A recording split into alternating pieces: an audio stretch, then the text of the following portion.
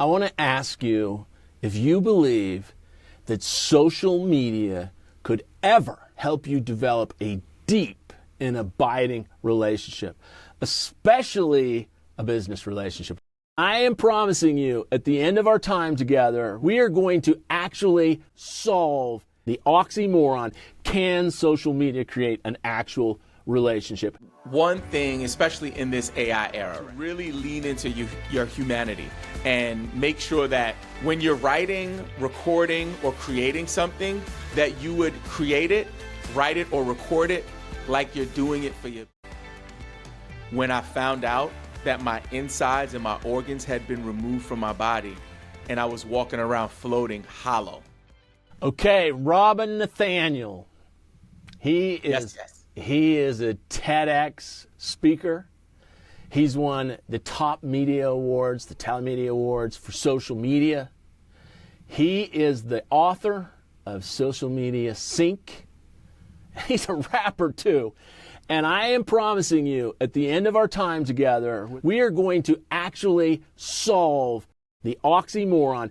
Can social media create an actual relationship? And if you're not into social media, don't worry. He has an amazing joy audit. What's a joy audit? Sounds like a lot of work. It's not. It's a conversation. And it has 3 steps we're going to share with you at the very end. And he's going to go step by step by step how you can do it this week and make your career fly. Is that fair to say, Robin? That is fair. That is fair to say. I would also say to that, Mark, that I'm a retired rapper, but I might come out of retirement just for you. Yeah, for the end, we're coming for some rap at the end. We're doing it. Okay, let's talk about something that's sensitive. You're a TEDx speaker. It's an amazing talk. I've watched it. You have thousands of people that have viewed it, and you've got thousands and thousands and thousands, hundreds of thousands of followers across social media that have glanced at least part of it and seen the whole thing.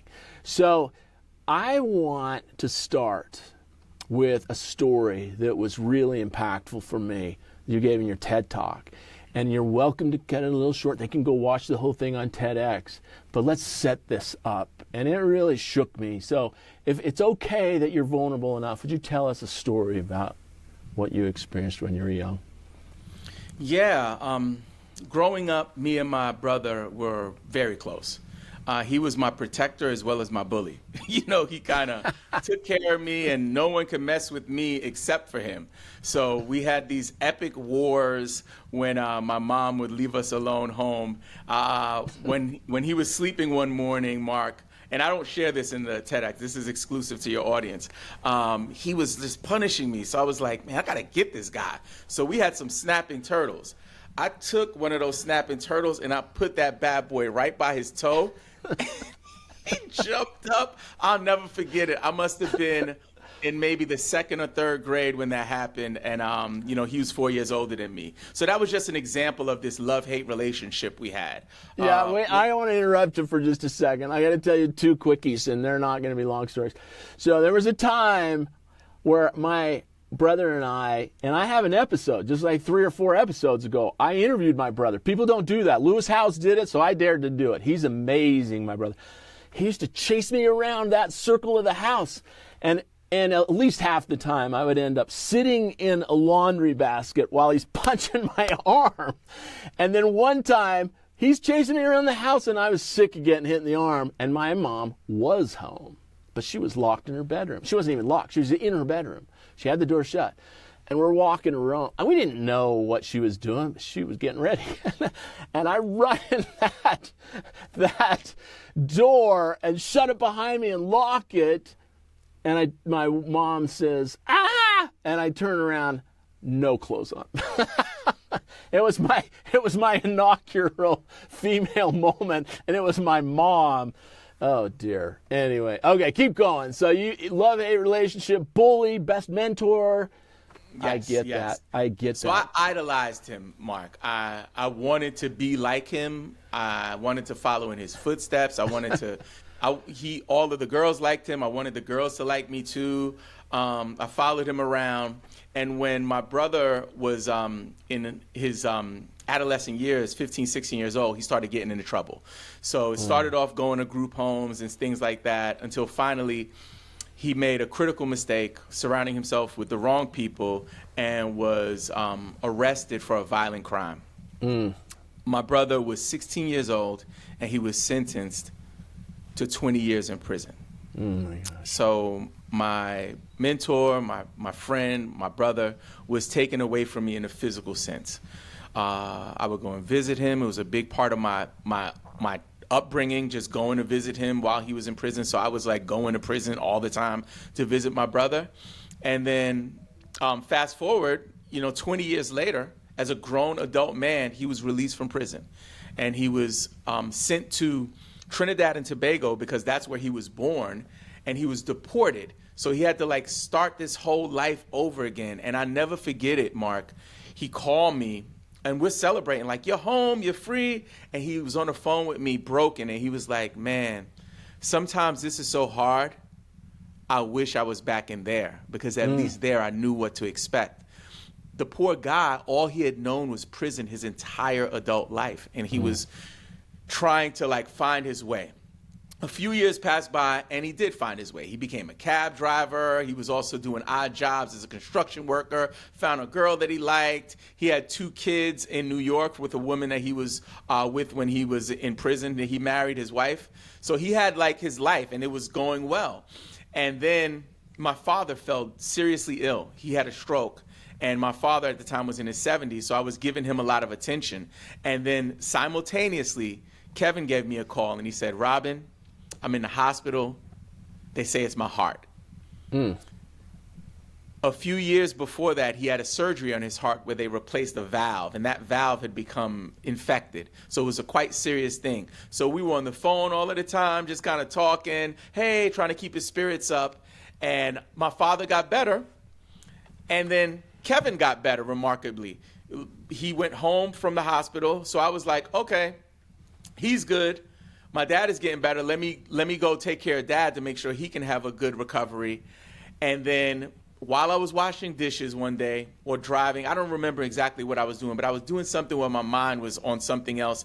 And I got a call from Kevin, or an alert from Kevin, and it was a voice note. And I remember thinking to myself, I'll check it later. I'm sure everything is fine. 3 days go by and I'd never checked the message.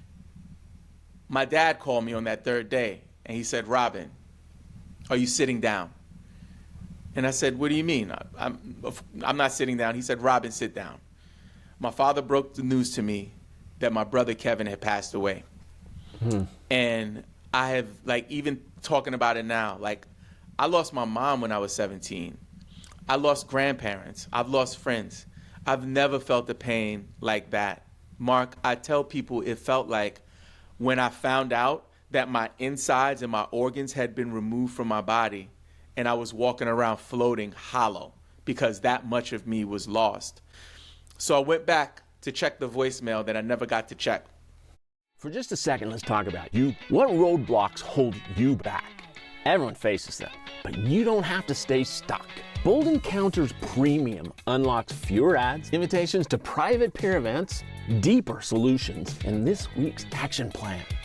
So thrive in your career. Find fulfillment within the next 7 days. Join or gift premium. Visit boldencounters.tv today and start leading yours and others' life's work.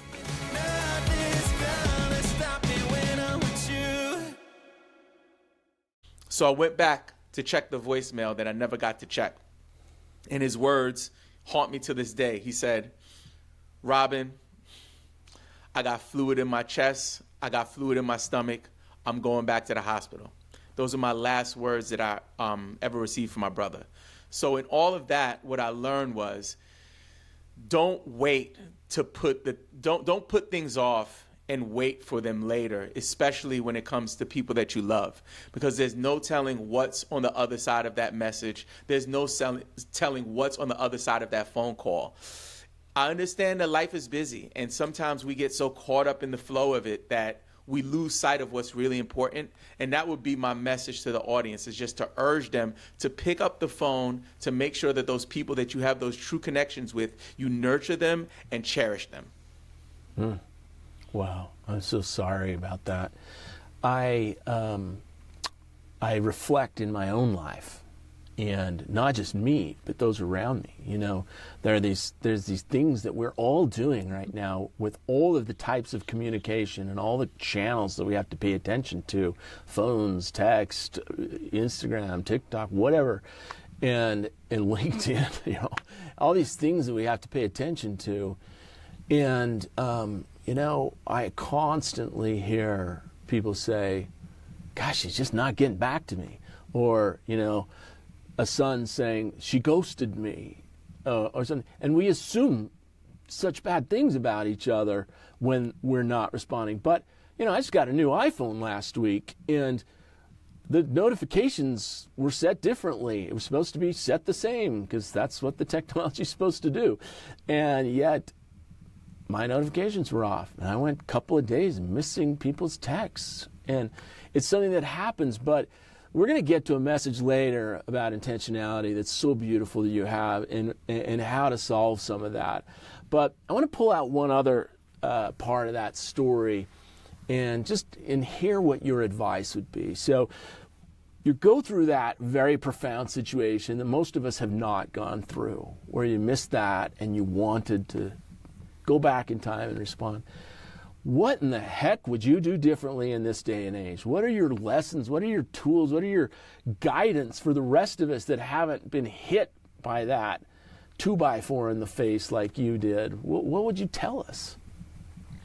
Yeah, I'm going through something right now with my elderly father. So my father's in his mid-80s now. So because of my experience with my brother Kevin, I'm hypersensitive to any communication with my father.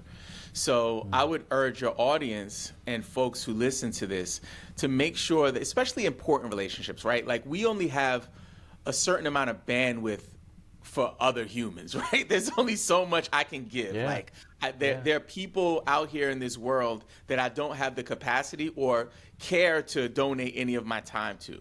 However, there are another group of people, your inner circle people, if you have, you know, children, wife, parents that you are close to, that you want to really be intentional with how you approach those conversations and those interactions. My dad the other day told me, you know, I feel like nobody's calling me. Like, I'm on the phone with you, Dad. Like, what are you talking about? Yeah, but you used to call me every day. Now you're calling me like every 2 days. A normal relationship, I would be like, dude, get over it, right? But this is my 85-year-old dad. So what do? I respond in the morning.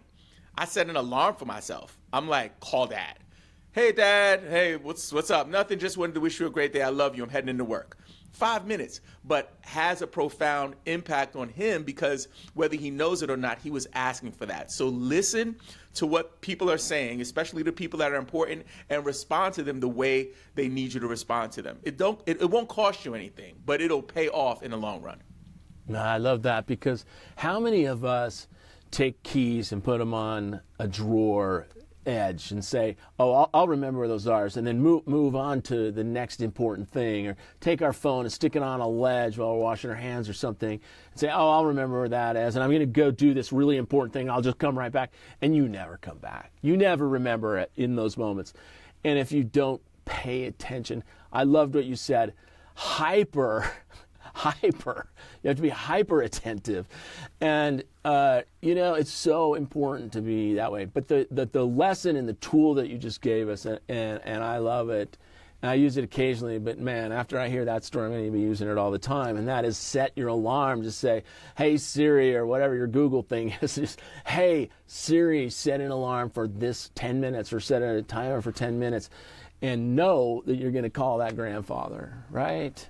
Yep, absolutely. And that's the same thing with my wife. Me and my wife just had our 8-year anniversary, and we did this. Congratulations. That's Thank you. Thank you so much. We did this this retreat, like a marriage kind of retreat. And one of the things that we had to do was like come up with weekly, daily, and monthly non-negotiable things that we do for each other. So what I do for the daily is I set an alarm. And I'm like, I'm not gonna be the one to miss it, and I want to make sure I show up for her. So it's the same thing, with your significant other right on down the line.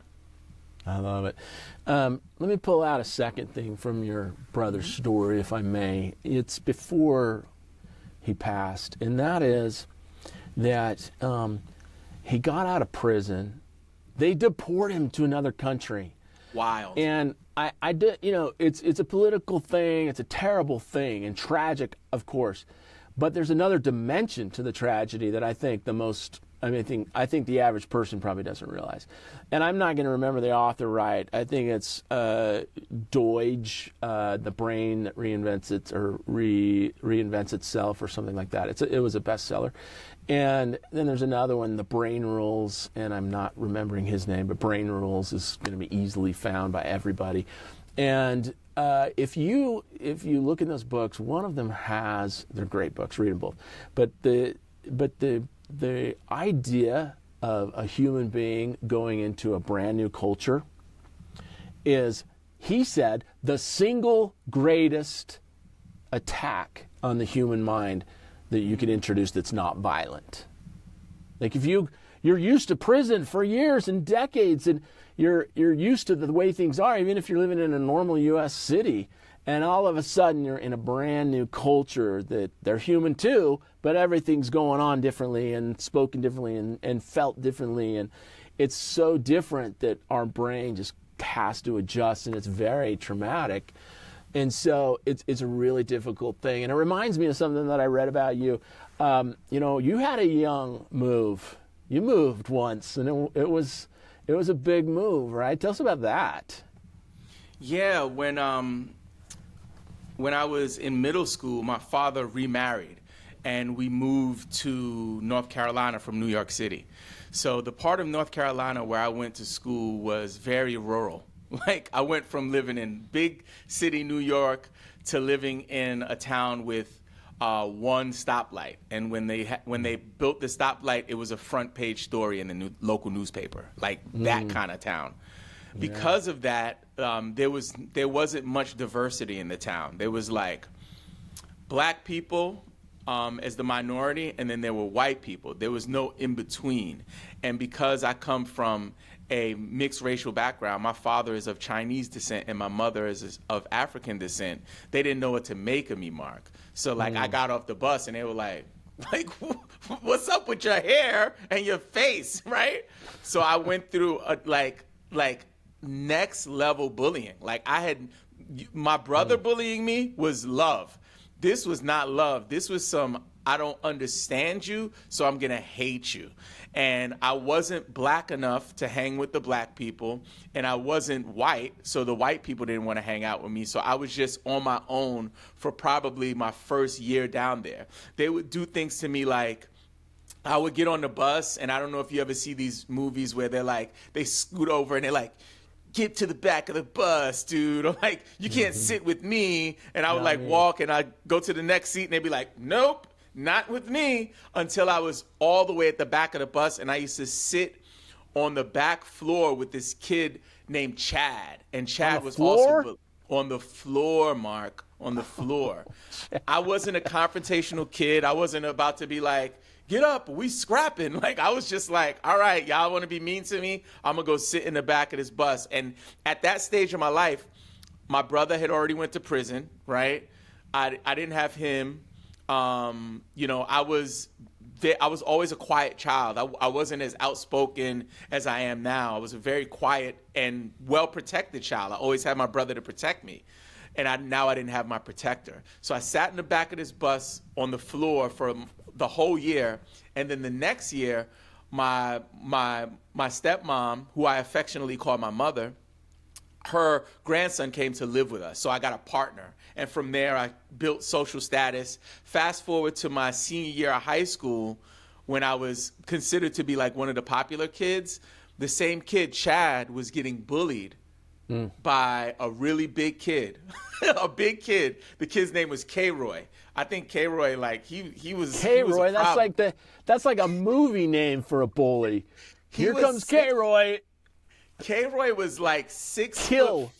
Roy. He was like 6'5" in like the 10th grade at like 250. He was a huge mammoth boy. He was huge. And he grabbed Chad, and I remember saying, yo, K-Roy, get off of him. Like, he's cool.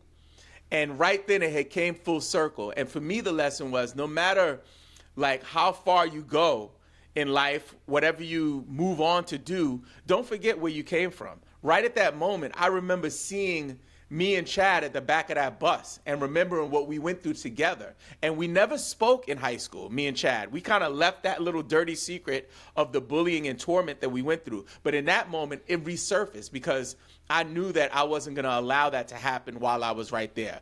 Then K-Roy put me in the headlock and just kind of noogied me, and that was kind of the end there. But he was a friend of mine, so it worked out. Wow. Thank goodness for Chad, keeping you company, but thank goodness for you for sitting on that floor with him for a whole year and having no one else. Brutal. Unbelievable.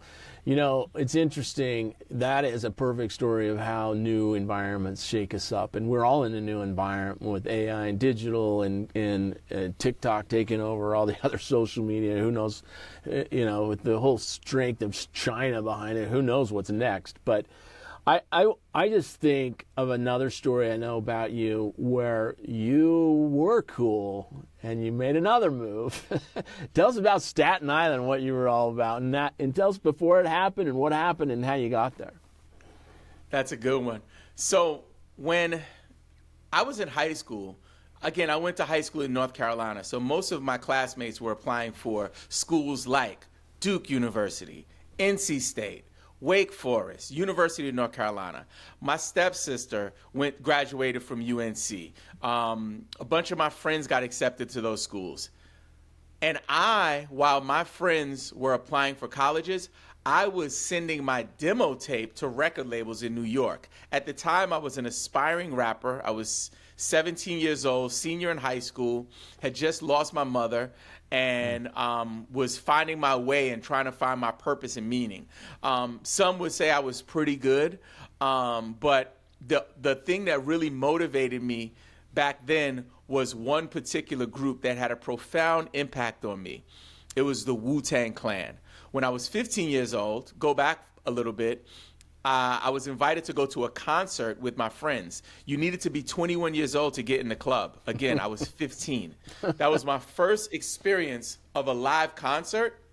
And I was literally, Mark, probably about 10 feet from the stage off to the side. So my vantage point wasn't like the audience. My vantage point was like I was on the stage with them. And it changed me.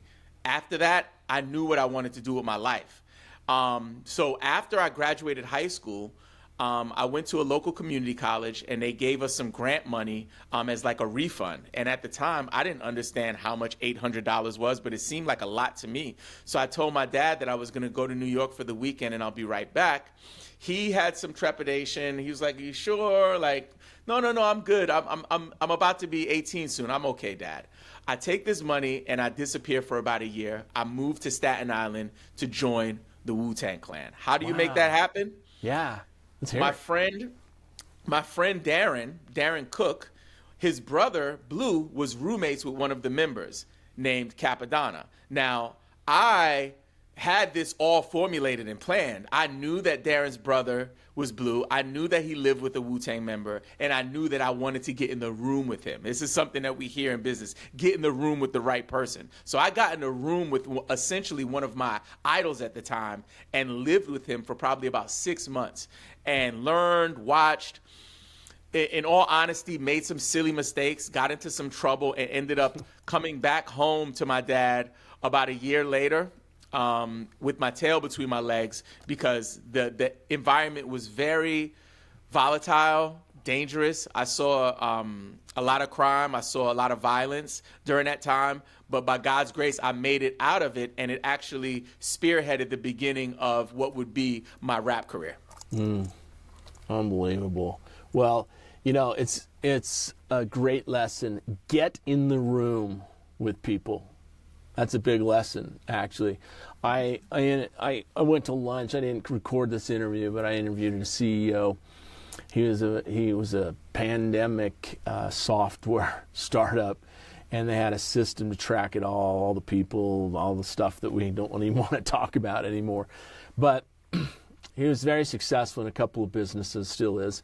And I went to lunch with him, and I said, Listen, you've done deals with the NBA, the NHL. You've done business with the biggest universities on the East Coast, and I want to know, when you're in these conversations with me, you're saying I was with CEO X and CEO Y. Look, that's my business, and those are big CEOs. I want to know how you get to those CEOs. And he basically told me a story that is completely analogous to you. He said, I just figure out, I don't avoid gatekeepers. I just go hunt her down or him down physically. I call, I text, I do whatever I can. And I just I just ask things to find out where they are going. And they can't tell an address. They can't tell all the personal information, but they often would say, oh, he's going to speak at such and such, or he's going to this convention, or he's going to meet with so-and-so. And he could get some information about where the purpose. Also, like a movie, like you said a minute ago, he would fly to the city. He would go to the trade show. He would break in to the cab trajectory to the building, and he would basically, socially accost them and just get a conversation. Just to get in the space, in the proximity, in the room, as you just said, get in the room with the right people. That's a big tool that we can't let go by. Yeah, I think too on that, Mark, is that sometimes people think that some folks are untouchable or unattainable. And I think it takes us, you have to hit a certain switch in your mind to say, like, I can make that happen. So I love that you shared that, because for me, at the time, it was something that people to this day, when I say it, they're kind of like, what? And like, it's in my book, I wrote about it. And I think that the lesson there is that no matter who the person is, if you want to get in the room with them, you can make it happen. You just have to take the steps. And some of the steps might be maniacal and insane and obsessive, but go for it if that's what you really want to do. To other people. I mean, you're not breaking the law or anything, but to other people, it's just crazy and insane and weird that you talk to strangers like that. It's really, you and I and many others, but very much a minority, are in a strange breed where we just like talking to strangers and other people. And there's really two levels of sociality in human relationships. There is what my friend Mark Paul, another episode, he gives some amazing advice. He says every person, he's a CEO of he was a CEO of a big divisional striker division, and he said every employee I ever had, I would meet with them, and I would say and intend to be their friend for life. And I'm like, come on, there's thousands of employees, come on. How are you doing that? And he goes, I ask them about their favorite food. And it always has a story, and it always leads home somewhere and to someone in their extended family. And I ask about them, and then I ask about their home and their culture and everything else. And he says, and by the time we finish talking about food, we are friends for life. So there's that level of, like, when we're talking to strangers, for those of you that aren't excited about doing that, most of the time people don't do it because they don't think it should be done or needs to be done. In fact, it does. Psychologists say if you just say hello to someone and look them in the eyes, they will sense a recognition for their existence, and their day will be up to 25% better, I think the number was. At least whatever the number was, it was significant. You will make someone better just by saying hello, because most people don't say hello. And then there's the other level, which is, we want to be friends for life with everybody. But in our life's work, where we're trying to orchestrate a big difference that we're trying to make, we need the right people to help us.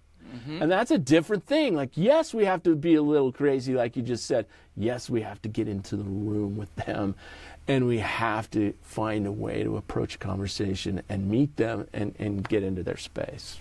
Absolutely. Love it. Yeah. Okay, in a minute, we're getting to the point where we're going to get to the real premium ideas here. But I want to give you a second to talk about your book story. And let's not go all the way to the joy audit and helping people to connect, create, and contribute yet, because I want to save that for a minute. But I want to talk about whatever you think we're missing in our short amount of time that's at the very top of your 100 amazing ideas list, and you really have that many. what are we missing? What do you want to tell us? And what story sends it home before we switch gears to that? Yeah, I think I want to come back to what we opened with the connection, making and forging true human connections using digital and social media. Yes, let's do that. So let me give you a quick story. So when I first started my business in 2018, I didn't know I was starting a business. At the time, I was transitioning away really from, being a rapper and being on stage, but I still had an urge to create. So my wife brought home an iPad, and the iPad had GarageBand on it, which is like a software to kind of make music and stuff. So I started tinkering around, and the beats were really bad, Mark. There was like, boop, boop, boop, boop, boop, boop, boop. It was just not good. Says the rapper. Like, it was, the beats were really bad. And my brother, who is a world-renowned DJ, he's been on tour with really established artists. He does this professionally. I would play my beats for him, and he'd be like, they're all right. I knew they were not good. Then finally one day he told me, that one's not bad. And I knew that I had something. So in 2018, I tried to get people to take my beats for free. Like, here, do you want them? They're free. No, I'm good. Then I tried something weird. I said, would you like to buy them? And somebody said, how much? And I said, $100? Sure. Cha-ching. Eureka. I knew that I was not only starting a business, I knew that there was something online. So I would do something really unique at the time. I would go into people's DMs, and instead of sending them a text message, I would go to a famous landmark in New York City, and I would do a video call or video for them, a video message. And I'll say something like, hey, Mark, Robin here at the United Nations. I know you're over there in Sweden, and you're looking for an American producer. Just want to let you know I'm your guy. I got some links in the bottom. Make sure you check them out and let me know if you need anything. Talk to you soon. And people would open it up and send me their money. They'll be like, whoa, there's this American who's in front of the United Nations and the Empire State Building and the Chrysler Building, and he wants to make my beats. So what I found was that me putting myself on camera and saying someone's name, like you said, knowing what is their favorite food in their story, like doing a little research. Hey, I know you're in Copenhagen. It's crazy out there, man. I just saw something on it. Like saying something relatable or finding something in their profile that I can speak to. Hey, man, I saw that song you did about Jimbo. Really cool. Love the bass line. If I was doing the song, I might have added this, but I love what you did. You listen to my stuff, Robin? Like, we're friends now. And that kind of was the launch pad to me really understanding the power of human connection online. That's perfect, yeah. And you know what? AI will be able to write you an email that sounds custom. I don't know how we sense it, but we can sense it. Because as you and I talked about in the pre-call, I get hundreds of emails to be on this show. And I just go delete, delete, delete, delete, delete. Hey, I do ABAP for SAP, and I'd like to be on your show. No thanks. And I delete them. But I answered yours. I could just tell that something was human there, and you got me with your words that you're about to talk to us about. Can I give you the tip for anyone that's trying to do that? Because that's getting in the room too, Mark. Yeah, right. Getting past the inbox into the room. Yeah. So here's the trick, and this is the problem that people, when they do cold outreach to people, they try to do everything in the first email. So they say, hey, I got a person. This is everything they did. How can they get on your show? These are the availabilities that they have. Like, we're going to help you, blah, blah, blah, blah, blah. And what I always do, if we go back and look at the email, Mark, I promise you I started with, I love what you're doing. I watched your stuff. I referred to your stuff. I said the name of your episode. I said the guest. I gave my context on it. And then what I did was talked a little bit about time code. You gave it. I think you gave a time code of it. Yeah. At this time, I like this. And then I give a brief summary. I'm a TEDx speaker. I have a book. But at the end of the day, how do I get on your show? Is the best way to get on your show this way? So I ask permission. So I don't invade. I don't come in and here, you need book me. I'm like, can I have permission? How do I apply, or what is the process? And what I'm doing is I'm not trying to ask for a yes, you can be on my show. I'm trying to ask for just a response. Just respond to me like, oh, he's not asking me for that. He's asking for permission. Yes, this is the best way to send your pitch. Cool, send. I love that.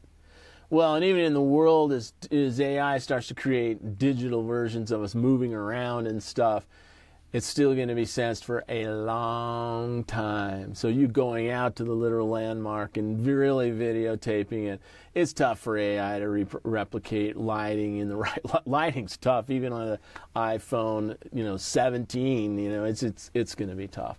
So I think it's brilliant. So what I want to do is I want to transition now, and we're going to get to how to do what you do. And we're going to talk about connecting and creating, contributing, both in social media, but in real life. These final moments remind me why I do this. Each conversation helps someone who feels stuck between what they do and who they're meant to be. And Premium Access is how we keep this progress going. It's got live events, fewer ads, deeper insights, and each week's one focus step, including today's Premium Action Plan. It's going to be a baby step, only the essentials, all the expertise you need. You heard the keys, so join us and visit boldencounters.tv. That's boldencounters.tv. And start today with your Premium Access and today's action plan. I hope to see you inside Premium. Thank you for your support.